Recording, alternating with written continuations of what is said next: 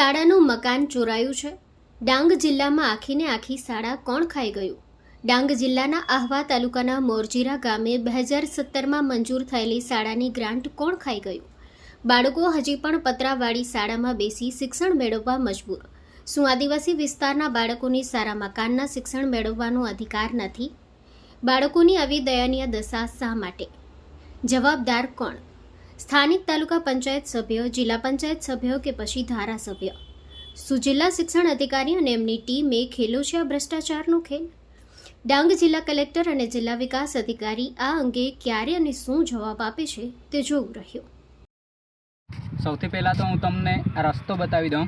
આ આહવા અને આહવાથી આ ચિંચલી રૂટ છે અને ચિંચલી જસ્ટ આ અહીંયા મુરુંબારી ગામ છે।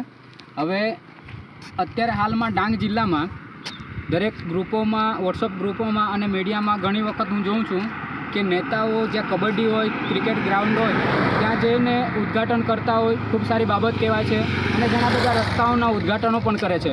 પણ ખરેખર આજથી આશરે 5-6 વર્ષ પહેલાં અહીં એક માધ્યમિક સ્કૂલ બનાવવામાં આવી હતી। એ સ્કૂલ બી તમને હું બતાવી દઉં। જે માધ્યમિક સ્કૂલ છે એ અહીં આશરે 5 થી 6 વર્ષ પહેલાં બનાવવામાં આવી હતી અને સ્કૂલ તમને હું બતાવી દઉં।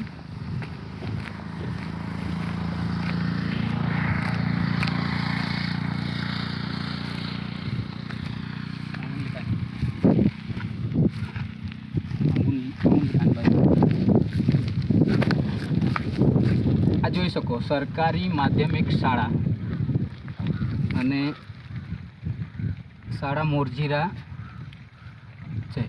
હવે આ સ્કૂલ તમને બતાવું છું કે સરકારી માધ્યમિક શાળા છે। ખરેખર આ સ્કૂલ અહીં બનાવવામાં આવી છે એ તમે આખા ગ્રાઉન્ડમાં જો કશે તમને સ્કૂલ દેખાશે નહીં।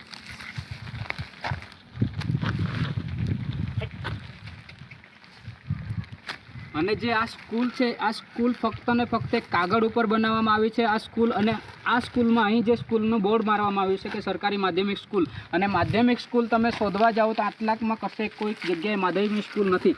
અને ખરેખર આ એક સરકારના કાગળ પર ખાલી અહીં માધ્યમિક સ્કૂલ છે અને એનાથી 4 થી 5 વખત શિક્ષણ અધિકારી સાથે મુલાકાત કરી છે અને એમણે એમ કીધું હતું કે એનું બધું થઈ ગયું છે અને લગભગ અત્યારે 4 થી 5 વર્ષ થવામાં આવ્યા તો છતાંય કંઈ પણ જાતનું અહીંયા ના તો અહીં કોઈ રેતીનું કે કપચીનું કે કોઈ પણ જાતનું અહીં લેવલિંગ કામ કે કંઈ કર્યું નથી।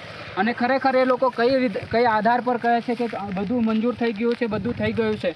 અને ખરેખર નેતાઓને બી મારે ખાસ કહેવું છે કે તમે જે ફાફા ફોજદારી કરો છો ને, રોડ રસ્તાના ઉદ્ઘાટન માટે ટોપી પહેરીને જાઓ છો, જે કબડ્ડી ક્રિકેટના મેદાનમાં તમે ઉદ્ઘાટન માટે જે ટોપી પહેરીને જાઓ છો ને, તાળીઓ પગાડવા માટે, માન સન્માન માટે, એ ભૂલી જાજો। જ્યાં સુધી છોકરાઓને શિક્ષણ મળશે નહીં ત્યાં સુધી આ ગામનો કે આ દેશનો વિકાસ થવાનો નથી। અને જો તમે દેશનો વિકાસ કરવા નીકળ્યા હોય ને તે પહેલાં અમારા ગામનો વિકાસ કરો। અને ગામનો વિકાસ એક શિક્ષણ થકી છે। જ્યારે આપણે લાકડો લઈને, દંડો લઈને કોઈના પર લડાઈ કરવા જઈશું ને તો આપણાથી કમજોર ઉપર જ ખાલી આપણે જીત મેળવી શકીશું। પણ જ્યારે આપણે શિક્ષણ લઈને લડવા જઈશું ને, આપણા સામે ગમે તેટલો તાકાતવર હશે ને એને આપણે હરાવી શકીશું।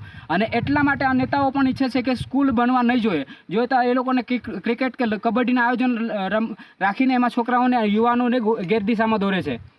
પણ જ્યારે શિક્ષણની વાત આવે ને ત્યારે એ લોકો પીછેહટ કરે છે। અને આ વસ્તુ તમને હું આજે અહીંયા સ્કૂલ લખવામાં આવી છે ને, સ્કૂલ બનાવવામાં આવી છે, આ સ્કૂલ તમને હું કયા છોકરા કઈ હાલતમાં ભણે છે એ પણ તમને બતાવું છું। અને મારે આ ખાસ નેતાઓને બી કહેવું છે, કેમ કે આ દર વખતે શિક્ષણની વસ્તુ હોય ત્યારે આ નેતાઓનામાં કોઈનામાં એટલી તાકાત નથી કે શિક્ષણની વ્યવસ્થા તાત્કાલિક કરવામાં આવે। એ લોકોના જે પણ બીજા કંઈક કાર્યક્રમો હોય ને ફટાફટ કરે છે, એ લોકોના ફોટા પાડીને માન સન્માન મેળવવા માટે બધું કરે છે।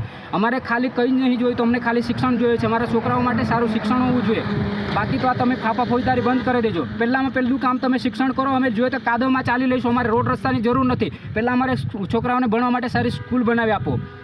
અને ખરેખર જો આને આ જ પરિસ્થિતિ રહેશે ને, જે નેતાઓ ફાફા ફોજદારી કરવા આવે છે ને મારા પંચાયતમાં કે મોરજીરા, ગળદ, આ પંચાયતમાં જે બી નેતાઓ ફાફા ફોજદારી કરવામાં આવશે ને એ લોકોને પણ અમે બતાવી દઈશું અમારા મતની તાકાત। અને મારા યુવાનોને બી ખાસ કહેવું છે કે સાચો ઈમાનદાર નેતા એને કહેવાય છે, જે જાગૃત વોટર હોય ને એને ઈમાનદાર નેતા કહેવાય છે। આવા નેતાઓને નહીં કહેવામાં આવતા જે શિક્ષણ માટે પણ હજુ સુધી આ 5-6 વર્ષ સુધી કોઈ ખાલી આ બોર્ડ મારી મૂક્યું છે। આ બોર્ડમાં એમાં છોકરાઓ ક્યાંય બેસવાના છે? કોઈ પણ જાતનું અહીંયા તમને કોઈ પણ જાતનું દેખાતું નથી કે કોઈ રેતી કપચી કે કોઈ પણ જાતનું લેવલિંગ કરેલું હોય એ કંઈ દેખાતું નથી. અને તમને એનો એ વિડીયો બતાવો કે જે છોકરાઓ અહીં જે સ્કૂલનું બોર્ડ મારવામાં આવ્યું છે ને એને છોકરાઓ કઈ જગ્યાએ ભણે એ તમને બતાવું છું. ચાલો બતાવી દઈએ તમને બતાવી.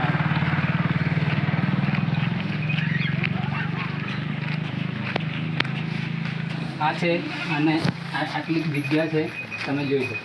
સરકારી માધ્યમિક શાળા મોરજીરા, તાલુકા આહવા, જિલ્લા ડાંગ. અને આ પરિસ્થિતિ છે. નેટ બાંધ્યું છે, ઉપર પતરા છે અને આ નાની એવી ઓરડી છે. તમે આ બહારથી પણ જોઈ શકો છો કેટલીક નાની ઓરડી છે અને એના પર પતરા છે આટલી. અને કોઈ બી જાનહાનિ થાય કે કોઈ પણ વસ્તુ થાય ત્યારે આ સરકાર કોઈ પણ દિવસ ધ્યાનમાં નહીં લે. અને આવી પરિસ્થિતિમાં અમારા છોકરાઓ ભણે છે અને આ ઘણી વખત વારંવાર રજૂઆત કરવા છતાંય કોઈ પણ વખતે અમને કોઈ પણ લેખિતમાં અને કોઈ પણ એક ઓફિશિયલી જવાબ આપવામાં આવેલ નથી. ખાલી ઉડાવ જવાબ આપવામાં આવે છે. અને અમે વારંવાર 3 વખત અમે શિક્ષણ અધિકારી સાથે પણ મુલાકાત કરી, એમને પણ ખાલી અમને ઉડાવ જવાબ આપેલ છે. અને હવે અમે કોઈ પણ જાતે એ ચલાવી લેવા માંગતા નથી, કેમ કે આ વસ્તુ અમે એટલા માટે કહીએ છીએ કે આ સ્કૂલ અમારા છોકરાઓ આજથી 5-6 વર્ષથી છોકરાઓ આવી પરિસ્થિતિમાં ભણે છે. અને એના જસ્ટ સામે તમને બતાવી દઉં કે એક પશુ દવાખાનું બનાવવામાં આવ્યું છે અને એ બી ખાલી 1 જ વર્ષમાં, 1 થી 1.5 વર્ષમાં કેવું પશુ દવાખાનું બનાવવામાં આવ્યું.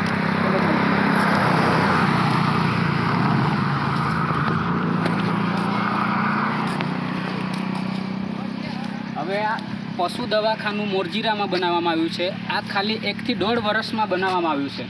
હવે મારો કહેવાનો અર્થ એ છે કે પશુઓ માટે જો તમે 1 થી 1.5 વર્ષમાં એટલી મોટી હોસ્પિટલ બનાવી શકતા હોય, એટલું મોટું દવાખાનું બનાવી શકતા હોય, તો અમારા છોકરાઓનું જે ભવિષ્ય, આપણા દેશનું જે ભવિષ્ય છે એમના માટે શું તમે આવી સ્કૂલ આપવાના? હવે જો તમે 1 થી 1.5 વર્ષમાં આટલું મસ્ત તમે બિલ્ડિંગ બનાવો છો અને હોસ્પિટલ બનાવી આપો છો, એ ખાલી પશુઓને માટે. અને અમારા છોકરાઓના માટે સ્કૂલની કેવી પરિસ્થિતિ છે એ તમે જોઈ શકો છો. ખરેખર આ જ બાબતે અમારે વિરોધ છે લોકો સાથે અને નેતાઓ સાથે, કેમ કે તમે વારે ઘડે અમે એટલા માટે હવે દેખાતી વસ્તુ છે, તમે સ્કૂલ જે હોસ્પિટલ બનાવી છે અને હોસ્પિટલના સામે જસ્ટ અમારા છોકરાઓ કઈ પરિસ્થિતિમાં ભણે છે. અને ખરેખર જે વસ્તુ ઉડીને આંખમાં લાગતી હોય એ વસ્તુ બતાવવાની જરૂર નથી પડતી. અને વારે ઘડે અમે આ રજૂઆત લઈને ગયા છે, તો છતાંય કોઈ પણ વખતે અમને કોઈ એવો જવાબ આપવામાં આવેલ નથી. અને હવે પછી અમે ચલાવી લેવાના માંગતા નથી. હવે જો અમને કોઈ લેખિતમાં ઓફિશિયલી જવાબ ન મળે તો અમે આખું ગામ આવીને ત્યાં ધરણા દઈશું. અને આ વસ્તુને ખાસ નોંધ અમારા આ વિડીયો મારફતે અમારા જે ધારાસભ્ય છે વિજયભાઈ અને સાંસદ સભ્ય છે જે અમારા ધવલ પટેલ સાહેબ, આને ખાસ આ અમને એટેક કરજો અને ખરેખર આ બાબતે ધ્યાન દોરે અને આના પર અમને કોઈ લેખિતમાં જવાબ આપે અમારા પંચાયતમાં. અને તો જ બાકી તો અમે ત્યાં આવીને અમે શિક્ષણ અધિકારીને તાળા મારવા માટે પણ અમે તૈયાર છીએ. જય આદિવાસી, જય જોહાર.